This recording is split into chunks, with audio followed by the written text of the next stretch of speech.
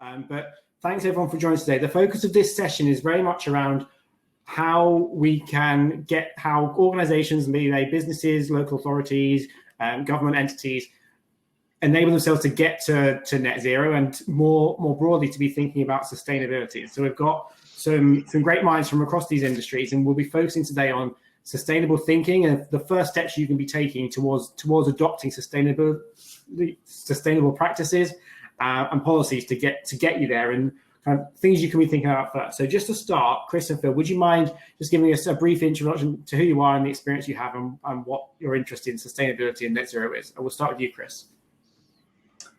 Thanks, David. Yes, hello everybody. My name is Chris Irwin. I'm an associate director. I'm a associate director at my previous company, DMV, which is a global risk management consultancy. I'm a director of Sustainability Leadership Limited, which is providing operational sustainability advice to different types of organizations. I'm also a tutor for the University of Cambridge Institute for Sustainability Leadership, where I teach a sustainability course. So I'm sort of deeply immersed really in the practices of sustainability, trying to help organizations around the world. And I've been working in this area for about 25 years. Okay, I'm Phil Blythe. I'm Chief Scientific Advisor at the Department for Transport, and also a Professor of Intelligent Transport Systems up at Newcastle University. I've been involved in sustainable transport for all my professional career in one way or the other. I led the feasibility team that designed the congestion charging scheme in London, for example, really led on the region's efforts in the Northeast on electric vehicles. And down in London, my remit is really to deliver for the DFT on the decarbonisation of transport. So we published our transport decarbonisation plan in March, and the roadmap to actually deliver that and all the R&D to deliver that will be published later in the year. And the other thing to say is, in this COVID recovering world that we're in, there's real opportunities to explore some of the good practice that's happened during COVID. Lots of remote meetings, less traveling, cities converting roads into additional pavement space for walking, cycling, and micromobility. Real opportunities, not just on the technology front, to look at how we can move towards net zero. Fantastic, and thank you, Angela. It's great to have you here. We're just doing a round of introductions, so would you mind telling us just a bit about yourself and what your interests in sustainability and net zero are? Oh, we can't hear you. You might be on mute.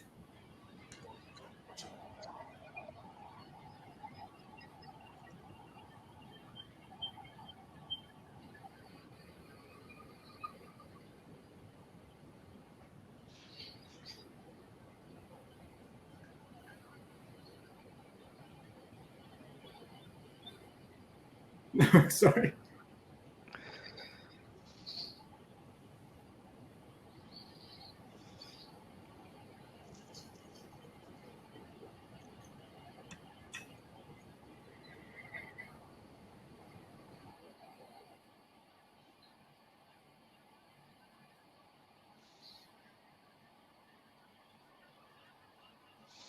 One of the dangers of live panel discussions. While we wait for Angela to join us again, one place I'd like to start is why is sustainability important? Obviously, there's been lots of talk in the media over the last year about net zero being a target and the government's new roles, but net zero and sustainability more broadly, why are these important things to be thinking about, not just in kind of how you use energy, but in your practices as a business or as an entity in general? So Chris, I'd like to start with you on that. Okay, thanks, David. Yes, so in the opening remarks we had from the politicians and from Kate Gallagher at the beginning of the summit, it was interesting to hear some of their comments about what we're trying to do here, and just obviously recover the economy, but also this build back better idea. So various people were talking about putting well-being and environmental protection at the centre of our sort of plans for improvement. And I think this is a great opportunity really at this time to sort of reflect on how do we come to be here? What are the causes of this sort of lockdown that we have at the moment and the crisis we have? And it's important to reflect, I think, that this hasn't just happened as some kind of accident, it's actually been caused. And I would suggest it's been caused by inadequacies in our sort of global system and its various subsystems. So from a sustainability perspective, what's then important is to understand what the nature of those social and environmental challenges are of that system, and try to incorporate those into our plans moving forward. And simply, if we don't do that, we just repeat our activities. So repeat the losses that we're sustaining. So yes, it's important because it's about addressing these challenges, but it's also about prosperity and thriving in the long term. And I think it's also, from a business perspective, it's not something, for me, sustainability, it's not sort of saving the planet or some tree hugging perspective. It is actually about long-term business development. It's about being fit for purpose in the future. And it's also about creating a competitive advantage. So if you understand the trends that are going on better than others, you can position yourselves differently. If you understand this idea of the shift from, if you like, shareholder capitalism towards more stakeholder capitalism, where we take on board the needs of not just investors and customers, but also employees, the local community, broader society, and the environment, then we have a chance to address some of these in a more holistic way. So I'm hoping that this is an opportunity for reflection and then building back better in that context, being fit for purpose for the future. It's a really great point. Hi, Angela, can you hear us? Okay. Hi, can you hear me? Oh, perfect. Great to have you on board. Sorry. This just No, different platforms will use different systems. Absolutely. So I'll try to be quick. My name is Angela Angulo. I'm the director of the Renewable Energies Innovation Center, which is a collaboration between Bedfordshire University and TWI. I've been working at TWI for over 7 years in the area of structural integrity, and now I'm also working with them, supporting our members' companies in other innovation centers through the innovation management path, the innovation consultancy. So that includes a quite broad set of topics. And there are a few that came to light in the last 6 months. I think that's why it is relevant to this discussion on net zero and sustainability. We started having a close relationship with Digital Catapult, with the creation of the Industrial Net Zero Innovation Center, which we are currently running. And there are lots of opportunities coming through it. And we have received lots of interest from different areas of TWI and members, industrial members of ours and others, because it is a key area of development for not only us, but other parts as well. Then we also have different universities in the UK that are looking to develop technologies in the area of decarbonisation, hydrogen, circular economy. So that all added to the general renewables landscape. It is giving us lots of opportunities to have a broad view of what's there, what are the requirements to progress through this line towards a net zero landscape. And I think, as far as I can see, everybody's very committed to do that, and we'll be able to get lots of things done in the near future. Fantastic, thank you. And so, yeah, Angela and Phil, we're just talking about why sustainability is important and what it really means and why it's an important topic to consider, just in general, as well as in terms of the ongoing economic recoveries that we're seeing and the climate change pressures and the government's targets for net zero. So why now, and why is sustainability an important topic? And Phil, I'd like to come to you with that. Okay, well, sustainability is we've got to live within our means as a planet, and at the moment we're clearly over-consuming, and as part of that we're emitting a lot of greenhouse gases, which are proven to have a significant impact on the planet going forward. If you remember Nick Stern's report on the economics of climate change back in 2006, he argued if we put mitigation measures into place now, before climate change completely kicks in, it would cost a few percent of global GDP. If we leave it until climate change really kicks in, then it's going to cost tens of percent of GDP, global GDP, and the impacts on humanity and the planet will be a disaster. So from a transport point of view, we are almost the sector on the naughty step, in the sense that where the sectors such as energy and industry have actually been able to decarbonize quite significantly, transport hasn't, and that's a combination not of necessarily having dirtier transport vehicles, but the fact there's more of them. So about 33% of domestic emissions come from transport, and of that, about 86% come from road transport. So the challenges to decarbonize are significant. And there's two elements to that. There's one, changing the energy vectors. So obviously there's big movement towards electrification, and we have this ambition that by 2035 all new new cars and small vehicles purchased in the UK must be ultra low emission. But we also have the challenge that for larger vehicles, trains, maritime, and heavy goods vehicles and buses particularly, battery may not necessarily be the only solution. It may work in some places, not all.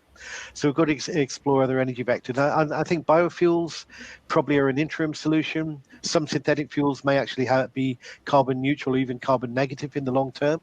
But I think we've got to look at other technologies. I think I heard someone mention it before, hydrogen. So I think hydrogen has a key role to play. And our challenge there is we don't do a lot of green hydrogen production at the moment. So we need to be able to understand how that can be scaled up at a price that can be delivered for transport and other sectors. And the other side of it is the non-tech side, or it's a partially tech side. How do we persuade people to do transport differently? Not all own cars and the like. So it's nudging people to manage demand in a different way and choose sustainable modes of travel, or indeed, as we're doing in a COVID environment, choosing not to travel but still having effective meetings, still enabling the economy in parts to continue. So a lot of challenges around that space, but I'll stop there for now. Great, thanks everyone. If you're watching at home or potentially in office now, please do ask questions. So on the chat panel, you'll be able to ask questions on this session. So please do keep those coming, and we'll answer those as we move along. So one thing I'm really keen to talk about today is, as you mentioned, Phil, kind of new forms of energy. And Angela, you're obviously the director of the Centre for Renewable Energy. And could you tell us how industry is adopting, or how they're viewing renewable energy sources today? And are they something that is clearly on industry's roadmap, or something that they're just beginning to take notice of? Yes, certainly. I've seen that, especially from the oil and gas industry perspective, because we traditionally are used to work a lot with them. But all these big companies are trying to adapt to this transition process. So their main area is in there, but the investment that some of these big players are doing in new ways of energy, new fuels, new resources is quite big. Many of them are even rebranding to show more ability to get into new areas of activity. So I think there are many happening, not only the traditional ones that we know already, which are developing into better solutions and efficient tools, but having new sources like hydrogen is something that is coming big, and other in terms of chemical storage, or it can be even just starting with the heat recovery and using some of the existing process to improve efficiency. That's something that will take us there with time. But as Phil was just saying, it's something we have to start looking at now, and we cannot live any longer, because it will take some time to adapt, first in the technological aspect, and also the preparation, the awareness, and the understanding of all the industrial players to adapt to that, the individuals as well. So if we have the target of, I think we talk about 2050 to get that, UK to the net zero emissions target, which is challenging. The only way that we have is to start pushing it now. Really great point. And Chris, we obviously know each other from outside this panel, but you live in a house powered by renewable energy. And how have you found on a personal level the adoption of these new technologies? And is it something that it applies more broadly to people that are adopting new businesses or new sustainability use cases today?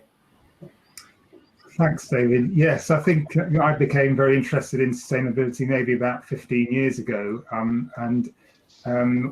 One of the things I did early on was do a carbon footprint calculation, and I discovered I was about 22 tons.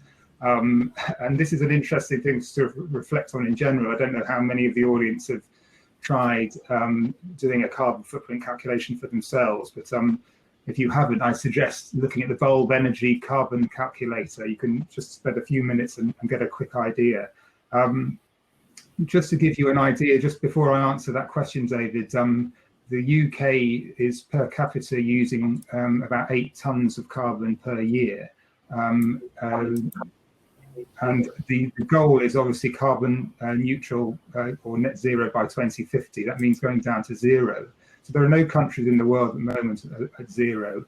We have Luxembourg, I think, at 39 tons. It's the highest consumer at the moment. So I'm now down to about 4 tons. So I've been systematically working to try to get that down.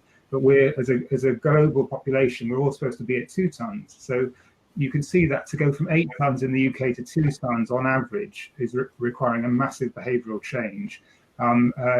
So yes, that's the journey I've been taking as a personal level. I'm an engineer, so I've been interested in the technology, and I've got solar panels, I've got home battery, I've got a wind turbine, I've got an electric car, etc. I'm on a vegetarian diet. I try to restrict my transport activities, etc. So I've been trying to push that down, but it's pretty hard to go very low. But it requires significant behavioural change. So I think that has been my personal journey, but it's also going to be needed to be the journey for everybody, really, if they're going to try to sort of get to a net zero by 2050 type of goal. It's really, really great. Thank you, Chris. So there's been a few really interesting questions from the audience today. And one thing that's been discussed is how now that everyone or a huge group of the country is working from home, there's been a huge reduction in emissions outputs. But as we enter winter, when people start to heat their own homes in ways they didn't previously, they'd go into an office during the day and then come home at night. Is there a balance that we need to look for, and how might this work, and what kind of things should we be considering when we consider a balance between working from home and working from an office, especially in the winter months? And Phil, I'll come to you with this first, but is there a balance you see alongside also vehicles as well, using more fuel in winter as opposed to summer? Is there a balance between working from home and working in a centralized office? I think there's some unintended consequences of working from home, and I think the fact you have to heat your home and you're powering equipment there for your IT, which you wouldn't normally do if you're the only person at home during the day. There's also evidence that it generates more journeys, because all the journeys that a person would have done on the way to work, dropping the kids off at work, shopping, maintaining your social networks, you now tend to do as discrete journeys at other times, maybe off peak, which is good, but it's not completely black and white. But certainly if more people are not traveling into the center of busy cities in the peak, it will have some impact on transport and on energy use. And what we want is people to use public transport, which is sustainable, and they can only do that if there's space available on that. And obviously, at the moment, that's a challenge with social distancing. And given the flexibility to work at home more, I think is a very important one. I think when the lockdown started, people were assuming that it was only going to be for a month or two, and therefore it would just be a disruptor that you would change to a different way of working. But people are going to be doing this for 4, 5, 6 months in many cases, so it becomes a much more embedded thing in your psyche that you can continue doing. The challenge is going to be for big cities with lots of office space, that a lot of that may become redundant, and decisions need to be made. What do we do with that? Does that become local housing, and therefore people don't need to commute long distances into cities, or does it have some other use? That's a really great point, and yeah, potential opportunity there to reuse a lot of the infrastructure that sits in big cities and towns.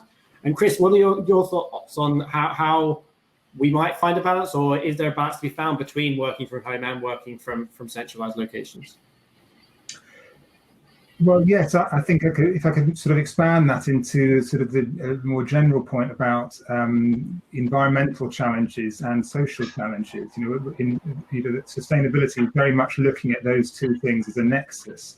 So obviously we can have some benefits there for reducing carbon footprint, but it's just been mentioned by Phil. We have some other unwanted consequences, and one of those unwanted consequences might be that sort of the lack of social cohesion that we have, not meeting our colleagues, etc. So we need to sort of balance those off, and you see this kind of trade-off very often in sustainability, where you have an environmental issue, but then you have so you can reduce carbon footprint, for example, or pollution, but you then have some kind of negative loss, social loss, for example, loss of employment. So you really have to balance these two things off, and that's one of the challenges we have. And just to mention, the big social challenge we have with respect to sustainability is inequality across the world, and so that's actually one of the things that we have to address. And we have to be mindful that our efforts to reduce our environmental impacts don't exaggerate those sort of social challenges that we have with respect to inequality. That's really interesting, thanks. And so there's been a question from the audience around how we can help businesses make investment decisions without longer term information on how climate change might affect things or how sustainability might affect things. So I'd like to come for everyone, but Angela, how in the work that you do with large industry, how do you advise on making big business decisions with sustainability in mind? And what do you consider the key things to consider when making these big investments in potentially new technologies and new methods of business? Well, when we look at the big companies, industrial members, in most of the cases, we try to help them to develop their innovation programs, or let's say their new initiatives to invest their innovation budgets towards the right direction. So they probably have an idea already in place on how to take that forward, because it's, let's say, a corporate decision. It is maybe even more interesting to look at the smaller companies and businesses which may not have that luxury of having that budget, that research, that development activities with the company, and then they may be wondering, we would like to be ready for the future, but we may not have the right funds or the right partnerships, and that's something that we are trying to work on. That's why this creation of the network, innovation network, that we call the TWI, to be able to merge people, put people together to develop on areas of common interest. We talk a lot about the decarbonizing industry and sustainability and recycling and all these topics that are key. So when we get in touch with some of the SMEs, sometimes that have some ambitions in progressing their digital technologies, the way they use energy, and to be more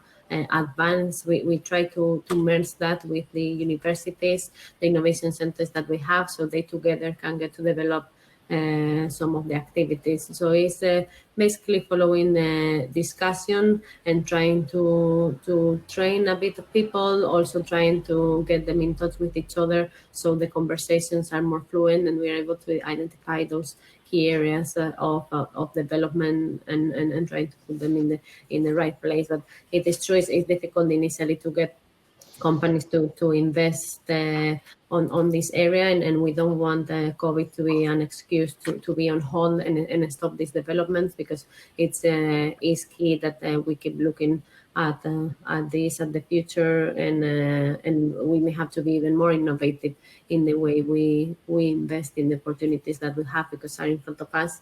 It looks like now priorities may have changed slightly, but we don't want to look at that. We just have to reinforce the positive sides of COVID, which has shown a good positive impact sometimes in the way we spend, we consume energy. We have reduced transports or mobilities, probably energy in big offices and companies. So we should see how and what we can do, taking into account the situation, and make the most of it. Fantastic. That's really, really interesting thoughts. And Phil, when you're advising on big investment decisions, especially where sustainability is concerned, what advice is yours to kind of groups that are looking to invest potentially in sustainability but don't have the full picture? I think one of the things government isn't as good at as it could be is actually telling people what we're thinking.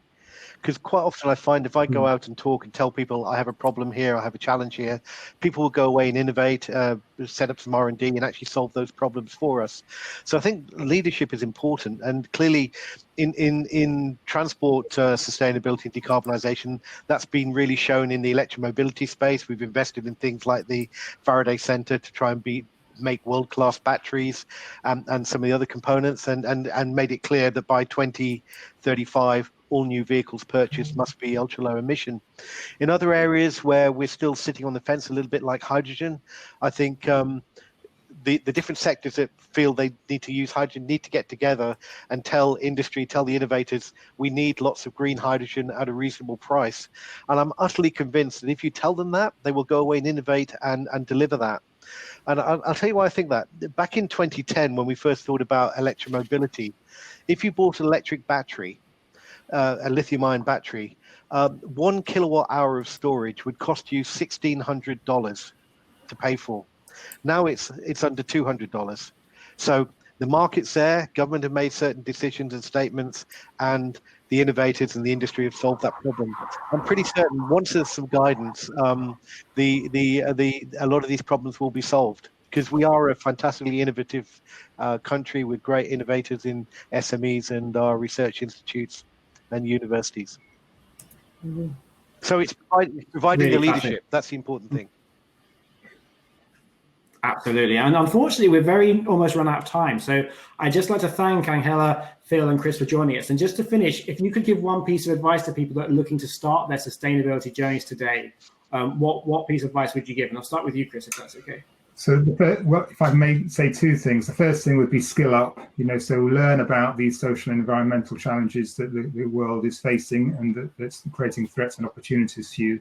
And the second thing would be identify your losses. So work out what is your waste, what is your CO2 emissions, what are your pollution levels, and start working to address the causes and eliminate them.